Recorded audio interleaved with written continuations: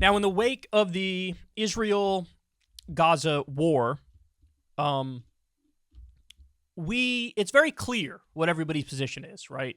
So when you look at the Republicans in the U.S., their position is we back Israel 100%, and also we believe in this pure good guy, pure bad guy narrative, and we sprinkle in some religious fundamentalism on top of it that Israel's the Holy Land and they need to hold the land for Jesus to come back. So it's like the most toxic brew of stuff you can imagine among Republicans.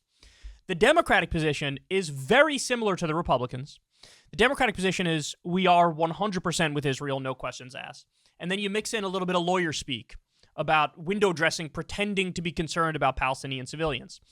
It's like, oh, do we just give Israel billions of dollars more and give them more weapons as they bomb schools and hospitals and apartment buildings? Well, I am deeply concerned about the impact this is having on Palestinian civilians. I'm deeply concerned. Anyway, here's $1 billion more for you, Israel. Here's more weapons for you, Israel. So, in a sense, it's like the Republicans are just more honest with their barbarism on this issue. The Democrats are 80% the same as the Republicans, with some lawyer speak sprinkled in, some concern trolling sprinkled in. But Michael Tracy has a list here, has a thread of some of the different Republican reactions to it, and you're going to see the height of their preposterous position. Okay, so he says, it's weird that there's not more coverage of the real reason Republicans say they support Israel. Biblical prophecy. No exaggeration in the slightest. You just have to listen to what's coming out of their own mouths. So here he shows Senator Todd Young reminds us that many people of faith view the existence of Israel as evidence of divine providence. Goes on to denounce non-existent isolationists who would seek to abandon Israel as well as Ukraine and Taiwan. All right, so let's listen to what he has to say. Throughout their history, the children of Israel have known persecution and sorrow. They've lived in exile and enslavement. They've faced bigotry and violence. Entire nations and civilizations have sought to extinguish them and vanished, but the Jewish people remain. And against all odds, millions of their descendants gathered together in the Holy Land and founded a nation. Today, Israel is a vibrant democracy in the Middle East and a strong ally of the United States of America. Many people of faith would say the existence and perseverance of the state of Israel is itself evidence of divine providence. Divine providence. Divine providence. God's hand is directing the people of Israel. No mistake, the days ahead will be difficult. As members of this body know too well, Israel is still under threat, and the risk of additional fronts opening up is real. Over the past several days, I've been heartened by the strong bipartisan support in the United States Senate for the people of Israel. During this time of peril, this body cannot succumb to isolationism. We cannot abandon Israel any more than we can abandon our friends in Ukraine or Taiwan. All right, so there's one. We got another one for you here. Senator Roger Marshall, a Republican of Kansas, recalls that he first learned to support Israel in Sunday school and from his mother hanging Moses' 10 Commandments on his bedroom wall. Ever since, he's made sure to support our faith partners in Israel, quote, the eyes and ears of America. From my earliest memories, my mom, my Sunday school teachers told me that we support Israel. And as you go through your faith journey, as you go through your education, you learn why your mom, your Sunday school teacher said we support Israel. So literally just like, we were given rank propaganda by religious weirdos as kids. And then as we got older, we realized that rank propaganda given to us by those religious weirdos as kids was totally accurate and they were right about everything. I look no further than my own bedroom wall to see Moses' 10 Commandments there that my mom had put for my brother and myself to look at every day when we awoke in the morning. And we learn later that Moses was indeed the greatest lawgiver, that this nation was founded on Judeo-Christian values. It's what defines the United States of America in so many ways. And to our faith partners in Israel, we're grateful for that heritage and culture that they passed on to us. All right. Then we also have, Tracy says, explain how this is supposed to be reasoned with via normal secular argumentation. So Georgia House Republicans explain why they stand with Israel. One of them is going to say, quote, God's word is very clear. If we stand with Israel, God will bless us. Wow. All right, let's go. This video. Well, God's word is very clear. If we stand with Israel, God will bless us. And that is what I am doing. I am asking our Congress and our delegation to stand with Israel. We stand with Israel. The historical link of our faiths and the strategic importance of that region cannot be overstated. We will always stand with Israel.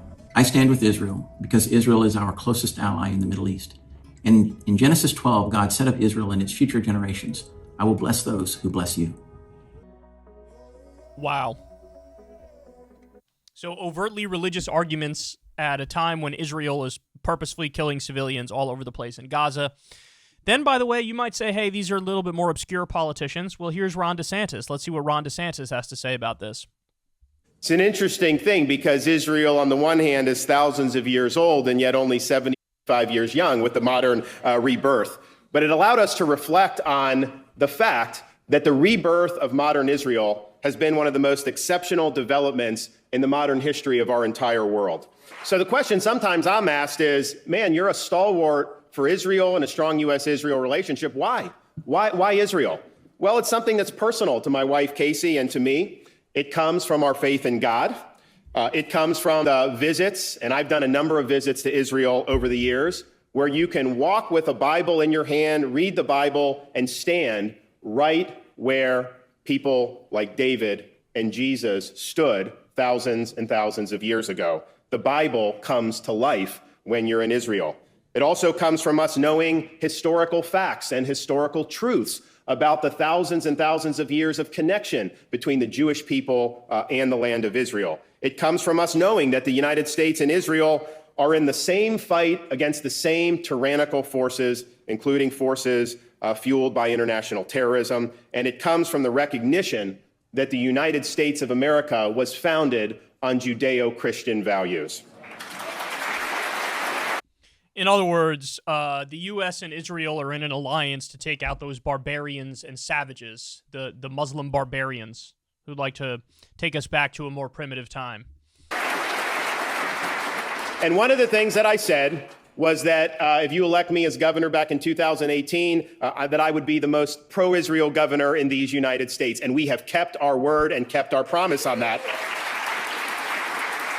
And I was the first major public official to do public events in Judea and Samaria at places like Ariel University and in Gush Etzion. Judea and Samaria are not occupied territory. These are some of the most historic lands going back to biblical times. I love Israel. No, I love Israel. No, there's no occupation. No, I think there's no occupation. I think Israel can do whatever the hell it wants because Israel has a right to defend itself. No, I think that Israel has a right to defend itself. Like overtly religious garbage being used to support an ethno-state and a theocracy in the midst of war crime on top of war crime, massacring civilians in Gaza right now. God, man. It's like, you wouldn't, like Ron DeSantis, you would have expected, well, he'll be relatively secular or whatever. This is religious lunacy. This is fundamentalism. It is wild, man. And there's very little disagreement. The disagreement between the Democrats and the Republicans on this issue is that the Republicans will use overtly religious fundamentalist language to support, to argue for their support of Israel. Democrats won't use their religious arguments. But functionally, they're still like 80% in agreement on the actual policy, and Democrats just pay some lip service to concern for Palestinian civilians in a peace process. But this is, man, you want to talk about the Overton window being out in Cookiesville on this issue? It is disgusting and disastrous, and this has consequences. Has all these speeches and stuff, a lot of them going on at the same time that Israel is doing war crime on top of war crime, and this is the reaction to it. Ooh.